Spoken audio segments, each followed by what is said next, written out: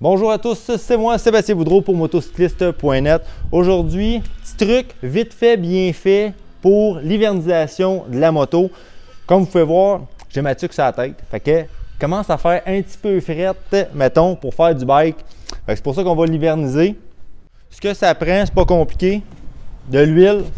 Ça, c'est mon huile en fait que je mets dans le côte à côte, mais ça prend de l'huile. Moi, j'utilise de l'huile Hypertech. Donc, super bonne qualité d'huile. La qualité d'huile, lésinez pas là-dessus, c'est quand même important. Donc, une bonne huile, votre filtre à l'huile également, selon la moto que vous avez. Allez chez votre concessionnaire, il va vous la donner si vous ne savez pas quelle sorte de filtre à l'huile. Cassez-vous pas la tête avec ça. Puis, ça prend un chargeur intelligent. Regardez ça, là. Bien basic, le moins cher possible, 900 mAh. Vous allez brancher ça sur votre batterie, direct avec ça. Puis vous laissez ça tout l'hiver. Au printemps, ça va partir comme un œuf. Puis aussi, qu'est-ce que je prends? Du SLP.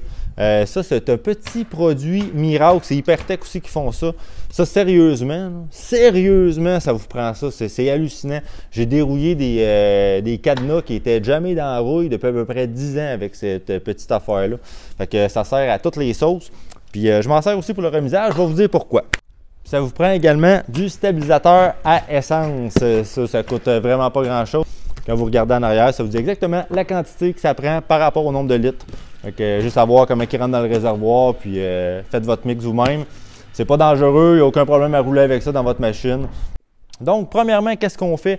Un beau gros lavage en profondeur, super important. On enlève le sable, on enlève la boîte, tout ce qui a pu rester collant en dessous de la moto.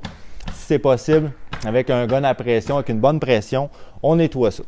Vous allez remplir le réservoir au rebord. Vous allez mettre du stabilisateur d'essence. Ensuite de ça, moi, je vais faire tout un petit tour pour le faire sécher. C'est mon dernier petit tour avant de le serrer. Fait que, un petit tour du bloc, question de faire réchauffer l'huile juste un petit peu. On fait notre changement d'huile. Changement d'huile, changement de filtre. Deux écoles de pensée. Il y en a qui disent que c'est mieux de faire ça au printemps, juste avant de la sortir. Moi, personnellement, j'aime mieux le faire à l'automne, juste avant l'hiver. Quand on sert la moto comme ça, le moteur, toutes les composantes baignent dans une huile neuve. Fait qu'il n'y a pas de marche-fer qui va aller se coller à l'intérieur. Moi, personnellement, à l'automne, je trouve que c'est le meilleur moment. Puis après ça, au printemps, on tourne la clé, on part, puis tout est prêt.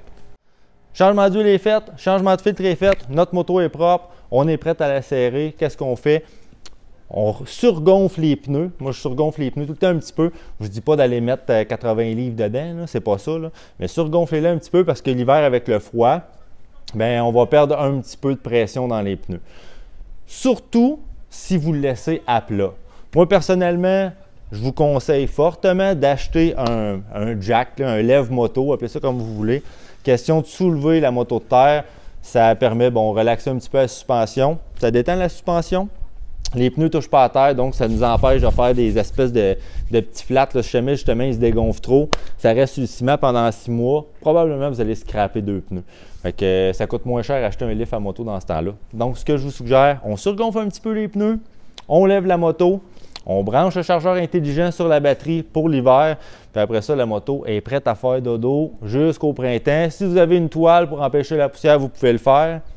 Dernière petite chose, juste avant de mettre votre toile, pourquoi je vous parlais tantôt du SLP? Bien, moi, je m'en sers partout les pièces de métal qui peuvent rouiller, surtout si vous êtes dans un endroit non chauffé. Mais je le fais pareil, moi, dans un garage chauffé, puis je le fais pareil. Les springs, tout ce qui tourne, ici les pédales, les pegs passagers, partout ce que ça peut y un peu de métal, moi je mets ça, ça empêche la formation de rouille. Puis après ça, au printemps, ça ne fera pas. Vous comprenez le principe. Donc, au pire, au printemps, un petit coup de laveuse à pression, puis ça va être parti. Puis après ça, on est prêt pour le printemps. Rendu au printemps, qu'est-ce qu'on fait? Pas compliqué. Tout ce qu'on a à faire, on descend notre moto. On enlève la toile, ben oui, si vous en avez une. On descend notre moto. Ensuite de ça, vérification de la pression des pneus qui est très important. On débranche le chargeur intelligent, on tourne la clé, on part. Le changement d'huile va être fait, votre batterie va être chargée, les pneus ne seront pas sur le flat, votre bike va être propre. Fait que quand il va avoir une belle journée, là, rendu au mois d'avril-mai, quand d'un coup, il va faire 18 degrés avec le gros soleil, vous allez dire « Ah, j'irai en faire, mais elle n'est pas prête. » Non, non, là, elle va être prête. Vous tournez la clé, startez ça, puis allez vous promener. Donc, c'était mes petits trucs vite fait pour l'entreposage. C'est ce qui complète mes petits trucs pour l'entreposage facile d'une moto avant l'hiver. Tant mieux si c'est dans un garage chauffé. Puis si jamais vous n'avez pas le temps de faire ça, partez-le une fois de temps en temps, bougez-le dans le garage, laissez-la réchauffer, mais c'est vraiment pas l'idéal. Il est quand même serré pour quelques mois, donc essayez de faire ça comme il faut. C'est quand même un bon investissement. Ça ne coûte rien à entreposer, puis c'est votre investissement qui ne s'en portera que mieux. Donc, c'est ce qui met fin à ma petite chronique d'entreposage. C'était Sébastien Boudreau pour motocycliste.net et on se reparle très bientôt.